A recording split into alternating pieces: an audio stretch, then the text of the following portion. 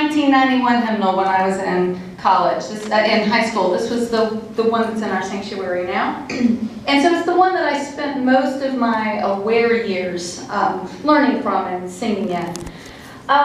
With the new hymnal came some new numbers that I've never figured out. I still have to look everyone up. And came some new songs. One that has become a favorite of mine was composed by another pastor from Georgia, Reverend Thomas Dorsey, who is known as the father of gospel music. We'd never sung this particular song as a congregation before. And I want to take a few minutes to tell a story before I sing it, because it's a story that matters a lot to me. Not just in my family and in my story, but for all of us who have lived through the last decades in the United States and who long to honor Jesus' teachings. See, Macon, Georgia, where I'm from, is in the deep South. And I was born into a culture with racial tensions that I'm still working to understand. And my home church and my hometown was at the heart of a very sad and interesting story in the middle of those tensions. See, Brown versus Board of Education, as most of you know, was decided in 1954 when my parents were still being educated in separate but not equal schools in the deep part of South Georgia. The implementation of the Supreme Court's decision requiring an end to when children would be kept away from one another only because of what they looked like. The end of that was resisted. Churches, unfortunately, were too often at the heart of the resistance.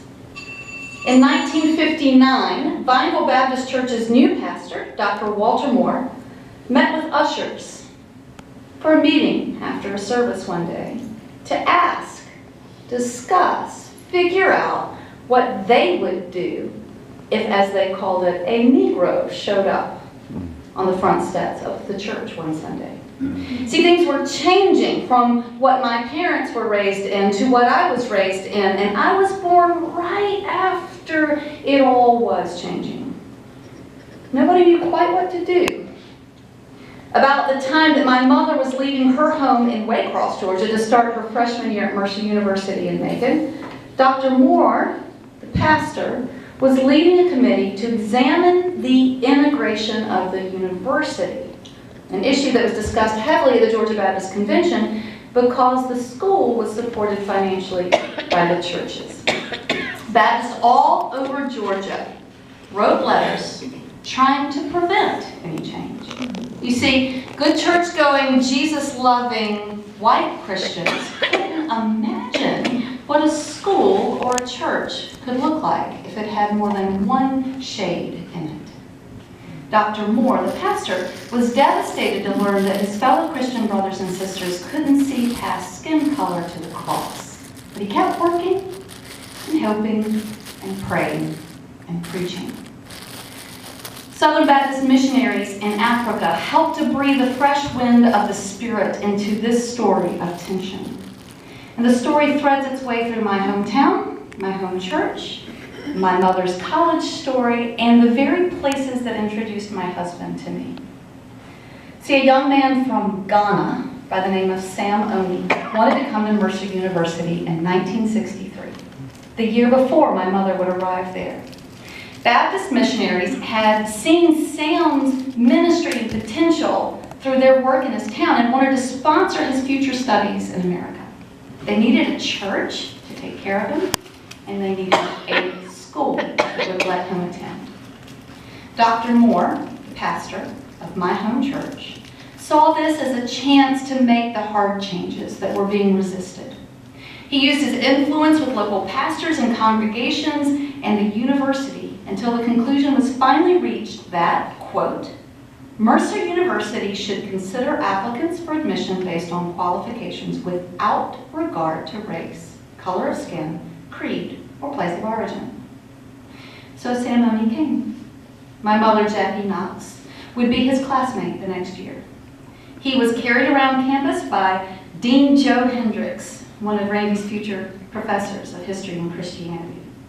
The deacons of Vineville Baptist Church unanimously supported welcoming this product of Baptist foreign missions in Africa to the church.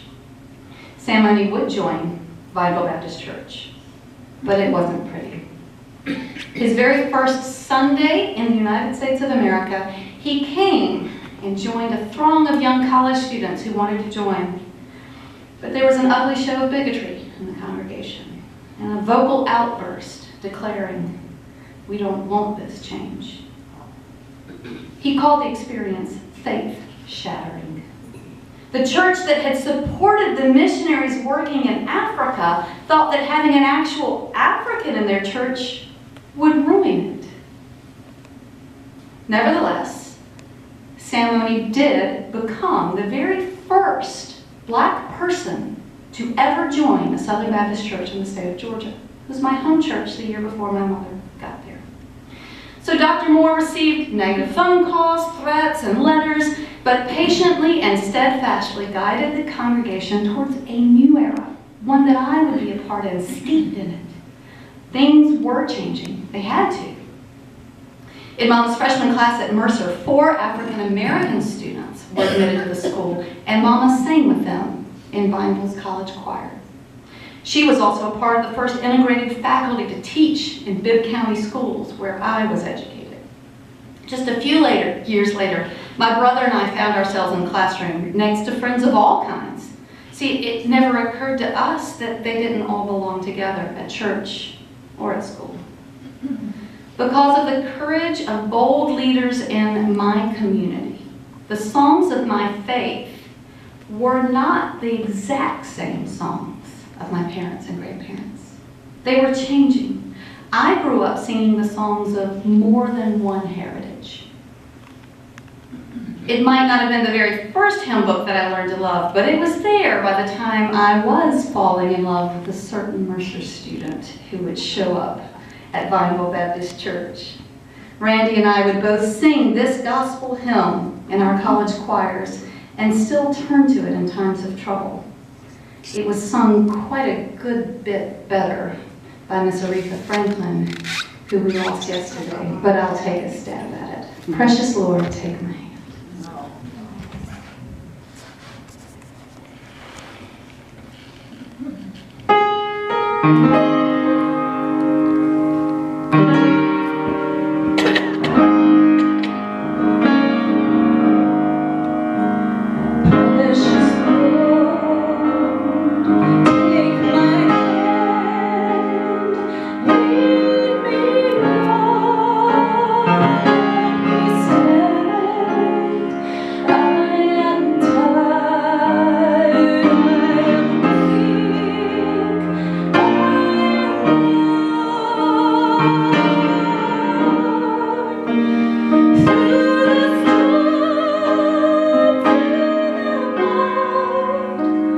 Lead